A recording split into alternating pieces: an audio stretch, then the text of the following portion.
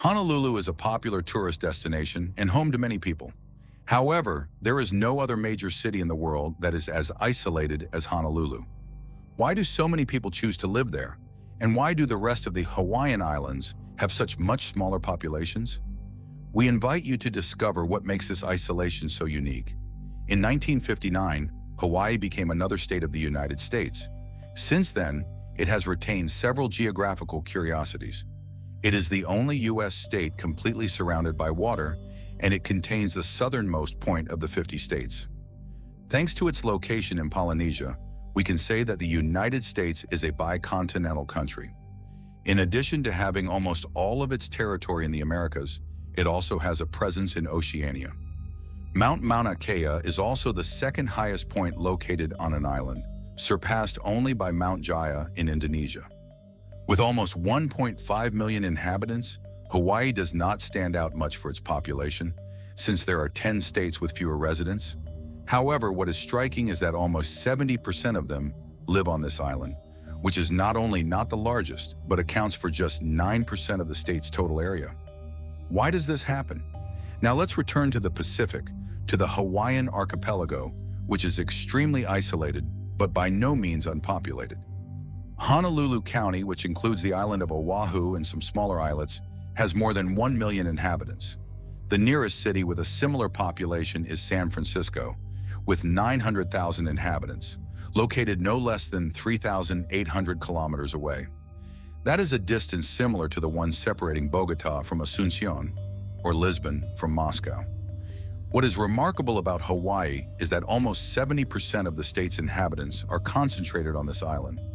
Oahu has a very high population density, similar to that of the island of Taiwan. In contrast, only 14% of the population lives on the island of Hawaii, which gives the state its name, despite the fact that it accounts for 63% of the state's territory. It has a much lower population density, similar to Argentina or Uruguay. The first major advantage Oahu has is this enviable natural harbor, which allows large vessels to arrive, while at the same time serving as a bottleneck that provides a defensive advantage. This place is Pearl Harbor, and it needs little introduction. The Japanese attack on the U.S. Navy was one of the major events of World War II. But why were the Americans stationed there, and why was this place so important? At the end of the 18th century, the archipelago was unified under a single political authority. Under the Kamehameha dynasty, the Kingdom of Hawaii was created, and it lasted for almost a century. In 1893, a coup d'etat orchestrated from the United States removed the Queen, and shortly afterward, the archipelago came under the control of Washington, D.C. The participation of the United States was highly controversial, so much so that a century later, Bill Clinton apologized to the Hawaiian people because the intervention had been illegal. The United States was interested in occupying Hawaii for several reasons. On one hand, it was part of an expansionist period. During those years, the United States came to control the Philippines, Guam, Puerto Rico, and Guantanamo, but it also sought to put an end to Japanese expansion. Japan had defeated China and Russia and was becoming a threat in the Pacific. That is why the U.S. established its naval base at Pearl Harbor, from where it could control military operations. The harbor's natural advantages made it particularly valuable. In addition, Oahu became the capital of the territory, which attracted population and infrastructure investment. But it also had other natural advantages compared with the nearby islands. In addition to mountainous areas, it has flat terrain, which makes construction and agriculture easier, and it has a favorable rainfall pattern that supports water availability. As we will see, however, this varies greatly throughout the archipelago, depending on the winds and mountains. Some islands receive heavy rainfall, while others are extremely arid. Over time, Oahu continued to grow. A well-planned city with good services was established, but above all, tourism became enormous. Later on, Oahu continued to grow. A well-planned city with good services was established, but above all, it developed a huge tourism industry. With the construction of the airport, the island became the gateway for millions of tourists looking for the paradisiacal beaches of Honolulu. As commercial flights expanded, it became easier to travel directly from the western United States or from Asia, increasing the area's popularity. In terms of distance, Hawaii remains just as isolated as ever, but transportation facilitates connections and supports the economy. In this way, the island created opportunities to attract immigrants who helped increase its population. That is why so many people decided to settle in such a remote part of the planet, far from other major urban centers. However, this did not happen on the nearby islands. Let's now see why. While Oahu is home to so many people, the opposite is true across the rest of the archipelago. Each of the other 7 main islands has its own history that explains its low population density. So let's go through them one by one in order of size. The island of Hawaii, besides being the largest, is also the youngest geologically. This implies something far from desirable: volcanoes. Mauna Loa and Kilauea are still active. In fact, in recent years, these images have traveled around the world. On top of that, the island has highly varied terrain with enormous elevations.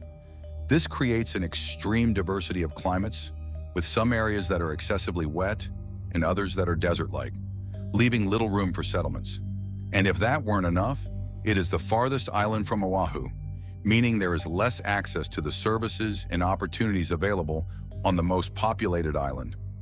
As a result, only around 200,000 people live there, 1/5 as many as on Oahu, despite having an area 7 times larger and similar in size to Puerto Rico. The second largest island in the archipelago is Maui. In this case, the population density is more moderate.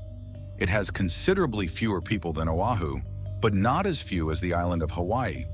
It accounts for 11% of the state's territory and also 11% of its population. What makes settlement difficult is the Haleakala volcano, not because of its activity since it has been inactive for 2 centuries, but because of its size. It occupies 3/4 of the island. In addition, the climate varies enormously. There are areas of the island where annual rainfall is only 250 millimeters, while in others it reaches 10,000 millimeters. Despite this, Maui has a fertile valley with good conditions for human settlement, and important tourist centers have also developed, providing economic opportunities. The next largest island is Kauai.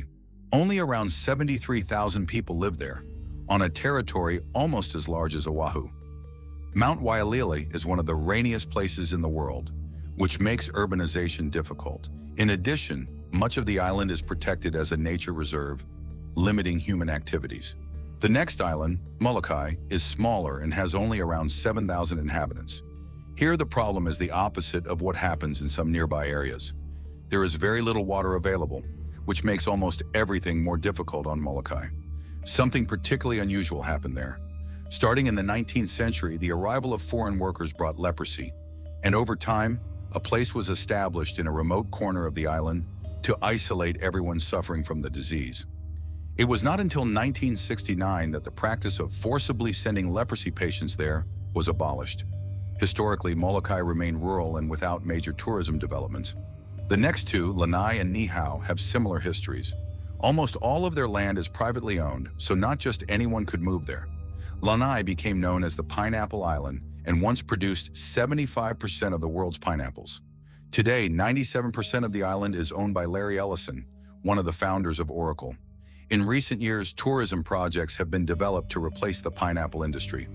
Niihau is even more unusual. In 1872, it was purchased by Elizabeth Sinclair, and to this day it remains owned by her descendants.